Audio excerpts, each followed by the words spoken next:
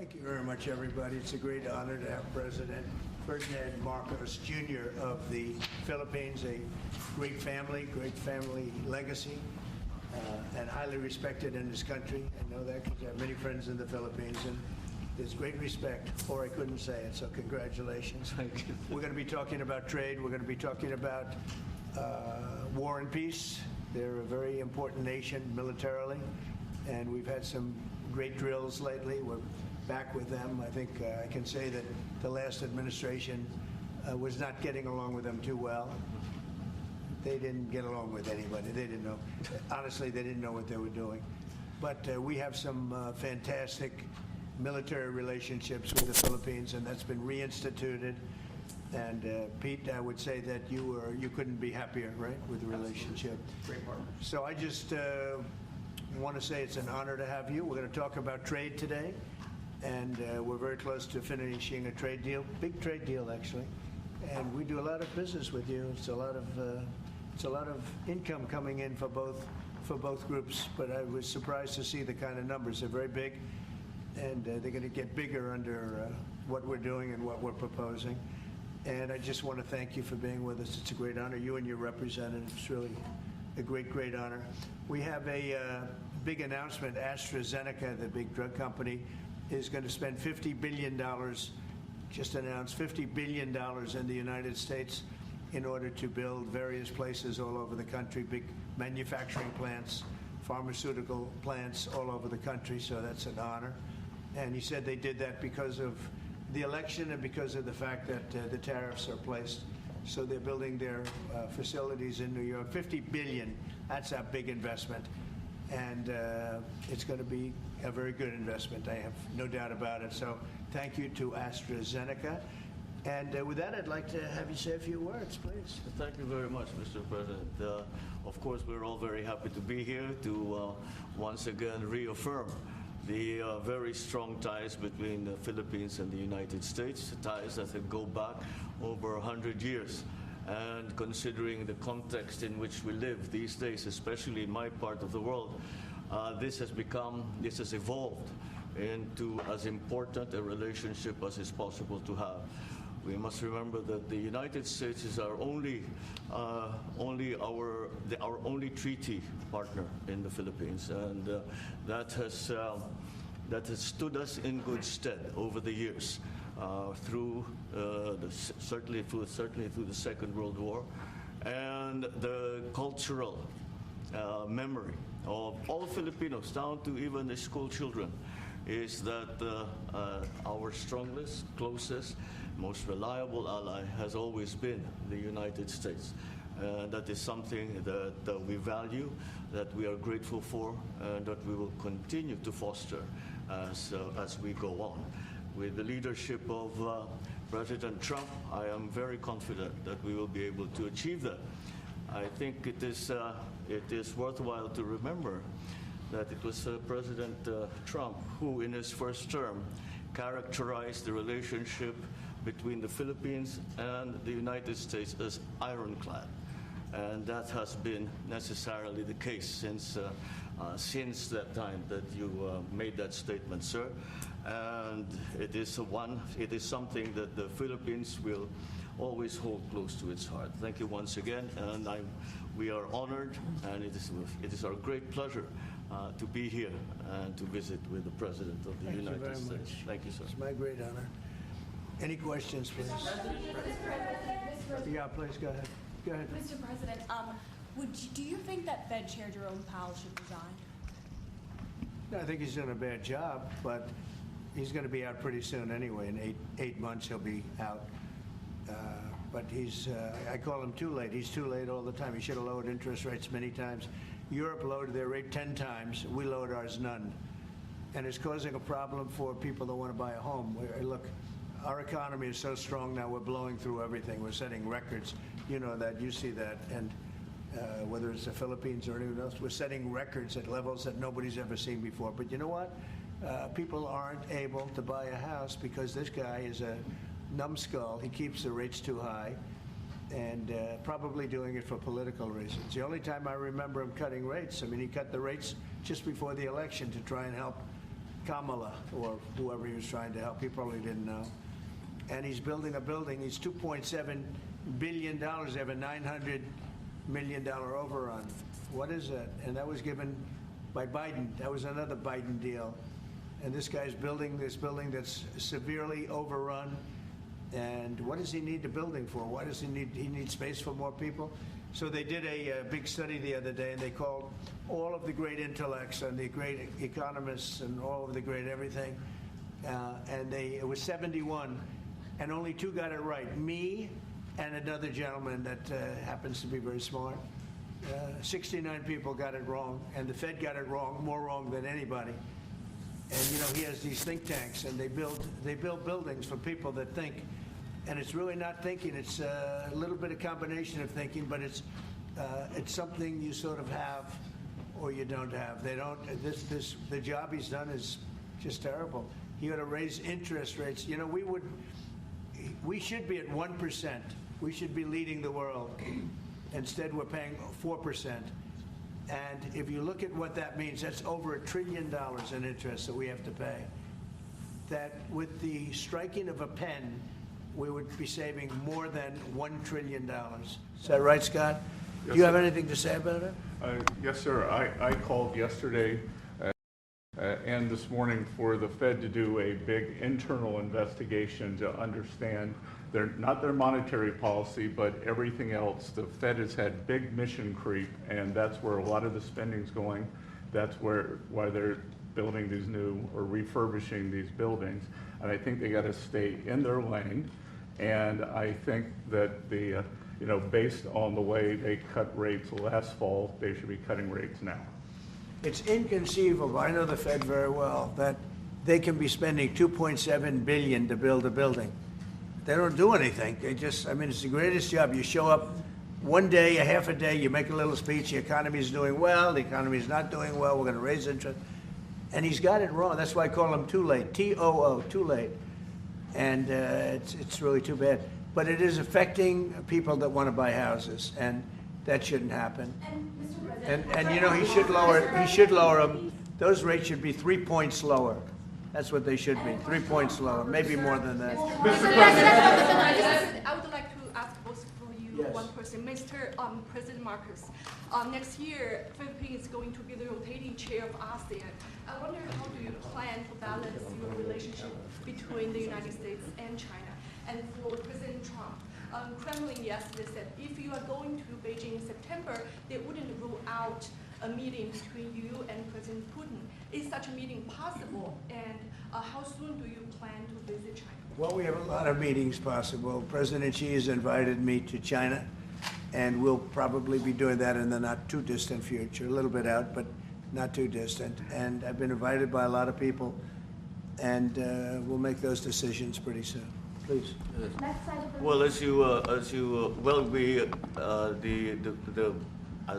say, we are chairing ASEAN for 2026. There is no need, in a sense, to balance, as you characterize as, to balance our relationship between the United States and China, simply because our foreign policy is an independent one, and we are essentially concerned with the defense of our territory and the exercise of our sovereign rights. Now, whether we do this not alone, we need to do this with our partners. And again, our strongest partner has always been the United States. But of course, we are trying to form coalitions and multilateral relations so that those like-minded nations who share the same values as we do, who hew to international law, most specifically the UNCLOS, present that position very clearly to anyone who has intentions of unilaterally changing the world order, and that is how we are guided in that. And I don't mind if he gets along with China, because we're getting along with China very well. We have a very good relationship. In fact, the magnets, which is a little complex piece of material, but the magnets are coming out, very well. They're sending them in record numbers. we're getting along with China very well, and I don't mind if the president dealt with China, if that's meant, because I think he has to do what's right for his country. I've always said, make the Philippines great again. Do whatever you need to do, but you're dealing with China wouldn't bother me at all. No, well, now it is something that we have to do in any case, Yeah. and certainly that. What are your comments to the Mr. President, do you support the Justice Department seeking a new interview with Elaine Maxwell? Did you urge the Attorney General to seek? I don't know anything about it. They're going to what? Meet her? They're gonna, your Deputy Attorney General has reached out to Elaine Maxwell's attorney, asking for a new interview. Yeah, I don't know about it, but I think it's something that sounds appropriate to do, yeah. Do you have any concern that your Deputy Attorney General, as your former attorney, would be conducting the interview, given? No, I have no concern. He's a very talented person. He's very smart. I didn't know that they were going to do it. I don't really follow that too much. It's sort of a witch hunt, just a continuation of the witch hunt. The witch hunt that you should be talking about is they caught President Obama absolutely cold, Tulsi Gabbard. What they did to this country in 2016, starting in 2016, but going up to 2020 in the election, they tried to rig the election, and they got caught. And there should be very severe consequences for that. When we caught Hillary Clinton, I said, you know what? Let's not go too far here. It's the ex-wife of a president, and I thought it was sort of terrible. And I let her off the hook, and I'm very happy I did. But it's time to start, after what they did to me, and whether it's right or wrong, it's time to go after people. Obama's been caught directly. So people say, oh, a group. It's not a group. It's Obama. His orders are on the paper. The papers are signed. The papers came right out of their office. They sent everything to be highly classified. Well, the highly classified's been released. And what they did in 2016 and in 2020 is very criminal. It's criminal at the highest level. So that's really the things you should be talking about. I know nothing about the other, but I think it's appropriate that they do go. May I ask you about that, Mr. President? Yeah. Tulsi Gabbard has submitted a criminal referral to the Department of Justice. From your perspective, who should the DOJ target as part of their investigation? What specific figures in the Obama administration? Well, based on what I read, and I read pretty much what you read, it would be President Obama. He started it. And Biden was there with him, and Comey was there, and Clapper. The whole group was there. Brennan, they were all there in a room. Right here, this was the room. This is much more beautiful than it was then, but that's okay. I have nice pictures up. They came out of the vaults. They were in there for 100 years. This is much more beautiful. We have the Declaration of Independence now in the room, which wasn't here. I guess people didn't feel too good about putting it here, but I do. But you know what? If you look at those papers, they have them stone cold, and it was President Obama. It wasn't lots of people all over the place. It was them too. But the leader of the gang was President Obama, Barack Hussein Obama. Have you heard of him? And except for the fact that he gets shielded by the press for his entire life, that's the one look, he's guilty. It's not a question. I like to say, let's give it time. It's there. He's guilty. This was treason. This was every word you can think of. They tried to steal the election. They tried to obfuscate the election. They did things that nobody's ever even imagined, even in other countries. You've seen some pretty rough countries. This man has seen some pretty rough countries, but you've never seen anything like it. And we have all of the documents. And from what Tulsi told me, she's got thousands of additional documents coming. So President Obama, it was his concept, his idea, but he also got it from crooked Hillary Clinton. Crooked is a $3 bill. Hillary Clinton and her group, the Democrats, spent $12 million to Christopher Steele to write up a report that was a total fake report. Took 2 years to figure that out, but it came out that it was a total fake report. It was made up fiction. And they used that. Now, the one thing they weren't able to do was to, and probably the only thing I respect about the press in years is the press refused to write it before the election. They refused to put it in. The Steele report was a disaster. All lies, all fabrication, all admitted, an admitted fraud. She paid $12 million, and the Democrats, for that report to a wise guy named Christopher Steele. He wrote a phony report, and they wanted to get that report in before the election. And I'll tell you what, I talk about all the time, the fake news, how bad it is. But in this case, they wouldn't do it. They saw it, they read it, and they said, we don't believe it. And it was only after, substantially, like a month and a half after the election, that it got printed, and it was a big wisp. It was just like a bang of nothing, because the election had ended. If that report had gotten published by the New York Times or somebody, and I respect the Times for maybe only this, because they're crooked as you can be. They're a terrible paper, a crooked, corrupt paper. But for this one moment, they said, this is bullshit, we can't put this in. And neither could any other paper. Wall Street Journal's a lousy paper, very, very dishonest paper.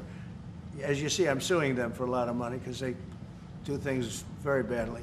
It's got a nice name, but it's really, in my opinion, it's a terrible paper, and it can be corrupt. But just so you know, they didn't take the Steele report. It was the dossier. Remember the famous dossier? I called it the fake news dossier. The news wouldn't publish it. And I'm amazed. They had 2.5 months. It was finished. 2.5 months. That was supposed to be what was going to happen. And it got published a couple of months after the election. And frankly, nobody cared too much about it. But that was a big thing. No, we caught Hillary Clinton. We caught Barack Hussein Obama. They're the ones, and then you have many, many people under them. Susan Rice, they're all there. The names are all there. And I guess they figured they're going to put this in classified information, and nobody will ever see it again, but it doesn't work that way. And it's the most unbelievable thing I think I've ever read. So you ought to take a look at that and stop talking about nonsense, because this is big stuff. Never has a thing like this happened in the history of our country. And by the way, it morphed into the 2020 race.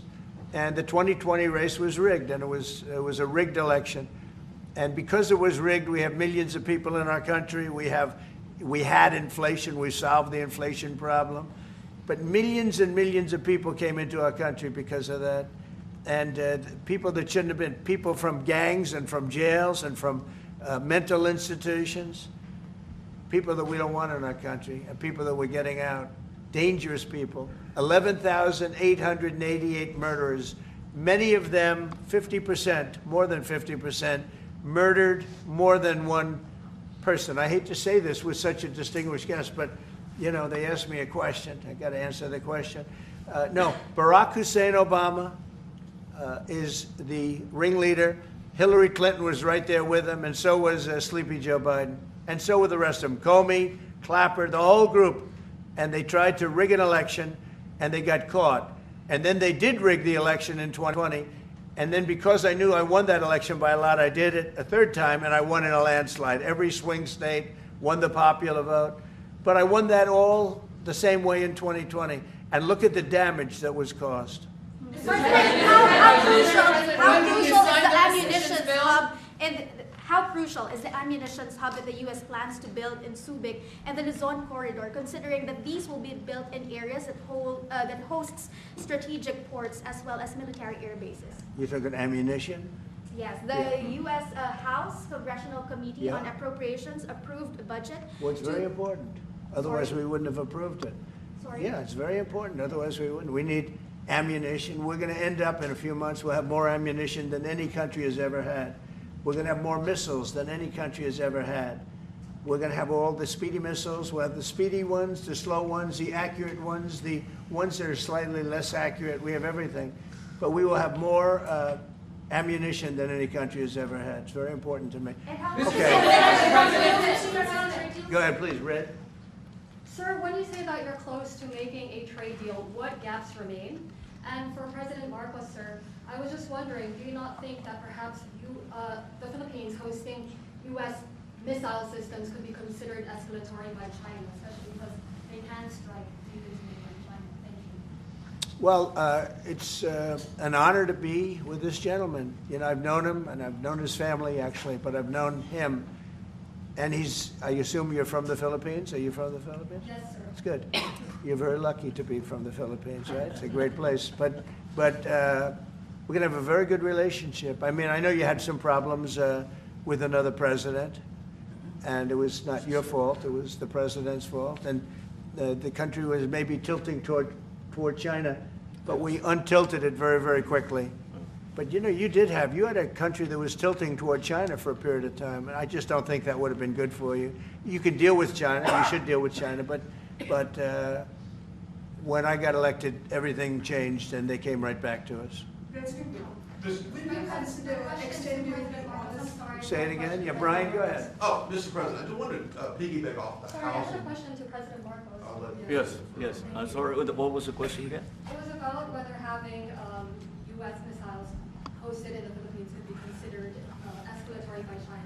All of the, what we consider part of the modernization of the Philippine military is really as a response to the circumstances that surround the situation around the South China Sea, and now what we used to refer to as Asia Pacific, which we have expanded now to the Indo-Pacific. And if we would certainly, like in any kind of military spending, we would wish that it wasn't necessary, but it is. And so that is what we are doing. And as an adjunct to the question about the ammunition production, this is actually, the United States is assisting the Philippines in what we call our self-reliance defense program, which is to allow us to be self-reliant and to be able to stand our own 2 feet, whatever the circumstances that occur in the future. And that the reason that we have encouraged more interaction with the United States is because it is necessary. And it is not just with the United States. It is with all our neighboring countries, and even countries as far afield as the Scandinavian countries, the EU. And so this is an ongoing process. And again, I will stress the point that we do this because we feel it is necessary. And don't forget, just as tantamount to what you're asking, the Philippines were loaded up with ISIS and a lot of terrorists, and they were at very, very dangerous point. And during my administration, we went in and we wiped them out, working with the Philippines, but we wiped them out. But if we didn't go in, I don't know what would have happened. I don't know who would be your president right now. But we spent a lot of time and a lot of talent on going into the Philippines and wiping out terrorists. They had a tremendous problem during my administration, and we cleaned it up. We got them out, and now you really have a good, solid country again. I believe so. Yes. How can you be more president, sir? Mr. President, I want to follow up on the housing question. Yeah. We've got no tax on tips, no tax on overtime, no tax on Social Security. How important is it we have no tax on home sales, capital gains, to unleash the housing market in this country? Well, we're thinking about that, but would also unleash it just by lowering the interest rates. If the Fed would lower the rates, we wouldn't even have to do that. But we are thinking about no tax on capital gains on houses. And I'm very impressed that you asked that question, because nobody knew that. Well, how did you find that out? That's very... I wonder why there's somebody I'm very close to. There's a leaker. There's a leaker. I've also got a question. I find it a very interesting world that we know more about two people at a Coldplay concert just hours after that viral video than we know of Thomas Crooks 1 year after attempting to assassinate you. What is holding back the investigation on Thomas Crooks? Well, they've reported to me, and they've told me things, and they really say they haven't found anything that was abnormal. I would say this: the Secret Service was very brave, because they were right there, and they jumped on me. They made a mistake. They should have had somebody on that roof, and they should have had communication with the local police, who also, I mean, they did a very good job, but they made some mistakes, and we have a whole different group of people now. I don't think anything can happen, but I think we have the best people anywhere in the world right now, and I think they've learned. And, they went into him very, in great detail. They gave me the whole thing, and what can I do? They say that it was just a nut job, that was looking to do this. And I spoke with the FBI, the new FBI. I spoke to the FBI. If it was the old FBI, I wouldn't have believed a thing they said, because the old FBI under Comey was crooked as hell. He was one of the most crooked. Everybody should read the Horowitz report. Unfortunately, Bill Barr didn't use it. But the Horowitz report, not appointed by me, it was a report on Comey and the FBI. It is one of the worst shots at a human being I think I've ever seen. In fact, the New York Times did an editorial that was one of the worst editorials I've ever seen about anybody. That was about Comey. You ought to go back and get, and Barr didn't use it because he didn't have the guts to use it, or something happened, I don't know. Too bad. He went to Mr. Durham. Instead of doing the Durham, all they had to use is the Horowitz report. And I always felt badly for Horowitz, frankly, because he's a Democrat, I guess. He was appointed by a Democrat. But that report has gotten lost, and it shouldn't be lost. You should all go back. It should be mandatory reading. Go back and read the Horowitz report on Comey and his cronies. And you'll see exactly, we're going to add that to all the stuff that we found. It just confirms it. But what we found is even more so. Now, we found absolute, this isn't like evidence, this is like proof, irrefutable proof, that Obama was seditious, that Obama was trying to lead a coup. And it was with Hillary Clinton, with all these other people, but Obama headed it up. And, I get a kick when I hear everyone talks about people I never even heard of. It was this one. No. It was Obama. He headed it up. And it says so right in the papers. Got everything. Got everything. This is the biggest scandal in the history of our country. And it really goes on to even the auto pen, because it all relates to the same thing. It all started, the same sick minds. You have an auto pen, which is a tremendous, well, we don't have a president. We have an auto pen that signs everything. I'll bet you sign everything. You don't have auto pens. Everybody. Who doesn't sign? You're the president of a country. But it's all that whole thing leading right up to the end of it is the auto pen. And the auto pen was used by people, and Biden knew nothing about it. Biden knew nothing about it. They were signing documents that he knew nothing about. As an example, they released the Unselect Committee of Liability. The Unselect Committee spent 2 years grilling everybody, and then they destroyed all the evidence. You know why? Because the evidence made them guilty, and he gave them all a pardon. The Cheney, all the scum that was on the Unselect Committee, Cryan, Adam Kinzinger, and Democrats, and he gave them a pardon. Do you have something else, guys? I was just going to add one more thing on Adam Schiff. Director Pulte reports that Adam Schiff claims he lived in a one-bedroom apartment. Now, how does a family of four, and you're a developer, a very successful developer, how does a family of four live in a one-bedroom apartment?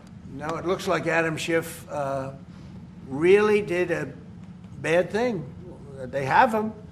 Now, let's see what happens. It's not up to me. It's not up to, I stay out of it purposely. But it's mortgage loan fraud. It's a big deal. He defrauded banks and insurance companies and the federal government. But it's very simple. It's mortgage loan fraud. And you're right.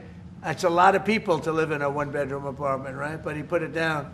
But he has a lot of other things far worse than that. So, no, Adam Schiff, they have him 100% on mortgage fraud. Now, if there's anybody else in this room except you would have no problem. But anybody else in this room, you'd have a problem. I'd have a problem. Yeah, please. So there was a hearing yesterday in the Harvard case. Would you allow Harvard to get their federal dollars back as a part of any agreement with the administration? No, I'm not giving. Harvard's been given $7 billion. Can you believe it? By the $7 billion, and we want money to go to all universities, not Harvard. Harvard got more than anybody else. They have $52 billion. They get huge tax incentives and tax breaks on that $52 billion. But they have $52 billion, and they got $7 billion over a short period of time. And we have a very hostile judge appointed by Barack Hussein Obama, a very, very hostile judge who knows exactly right from wrong, but we expect to win it on appeal. She hasn't given a decision yet, but she's very hostile, and she was put by Barack Hussein Obama, And generally speaking, anybody that does that, we're gonna have problems with. So we don't expect to have, we won the case yesterday. Anybody that was there, that was a neutral, would say we easily won the case. But a lot of the case, and a big part of it's gonna be how much money Harvard gets in the future. That's not part of the case, and they're not gonna get very much. Mr. President, where are we in terms of negotiating about the reciprocal tariff? How far are we With who? from With the Philippines? Yes, Oh. sir. How far Are you we from the Philippines? Yes, sir. I'm Good. from the Philippines. How far are we from achieving? a Well, free it's tough. He's a trade? very tough negotiator. So far, we're not there because he's negotiating too tough. In fact, I used to like him better than I do now. He's too tough. But we'll probably agree to something. But he's strong, a strong negotiator. He loves your country. Mr. And President, the Mr. President, Philippines. When are you talk- coming to the Yeah, yeah, Philippines, sir? please. You talked a lot about the severe consequences that those who were involved in the Russia hoax must face. In your view, sir, what are the next steps now that these documents are out there and Tulsi Gabbard? Well, the Justice Department would have to act. And we have a very competent, very good, very loyal to our country person in Pam Bondi, very respected. And it's going to be her decision. And just a follow-up to that, sir. Kristi Noem was in New York City visiting an off-duty CBP officer who was allegedly shot this weekend by an illegal alien who came into the country during the previous administration. Right. What is your message to any local leaders who continue to push sanctuary city policies after this nearly tragic incident? So the only thing I don't understand, because you like to understand things and we're all smart people and all, but why would they allow 21 million people into our country, unvetted, unchecked? You don't allow it. You wouldn't allow people then. He's tough. No, their country's run properly. Biden and his group of thugs, and I don't think it was Biden, I think it was the people that surrounded that beautiful Resolute desk right behind you. They allowed 21 million people, probably much more than that, and many of them came from jails and gangs and drug dealers and mental institutions, insane asylums. Many of them are very sick. 21 million, probably 25 million, probably even more than that. And we're getting them out. Many were murderers, as I said. They killed people. Many killed more than one person. Stone cold murderers. I don't understand why they would have allowed that. There's only two reasons. The vote, because they want voters. That's one reason. I don't think they would have done it for that because they cheat. You know, they're so good at cheating, they don't need that. But the vote, and the second reason is they hate our country. I think they hate our country. I actually do. And it's the biggest problem. I mean, much of our time is spent with, you know, we have the strongest border anywhere in the world now. Maybe even stronger than your border, if you can believe it. We have no people came in last month, zero, which is pretty amazing. I'm not even sure I can believe that. But liberals are the ones that do that calculation. So, but we had no people come in. A year ago, we had hundreds of thousands of people come in. Hundreds of thousands of people. And they flowed in. And if it wasn't for the election, it would have been millions of people came in last year. So millions of people prior to election time, they allowed millions and millions of people to come into our, I mean, you saw it. They'd open the gates. If you took an Alabama-LSU football game that holds 128,000 people, I was there, 128,000 people, and I liked them and they liked me. But if you took that and doubled it, that's what used to flow into our country on a daily basis. It's not even believable. And we're getting them out, and we're starting with the worst ones. And we had a man shot yesterday, a police officer who's a great gentleman, shot right here in the throat. Probably won't be able to speak again.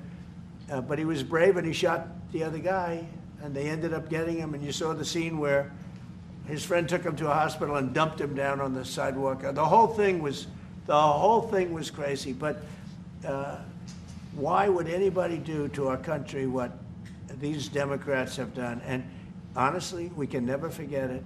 We can never forget it. What they have done, the damage that they've done to America is very, very sad. Thank you very much, everybody. Thank you, Fred. Let's go.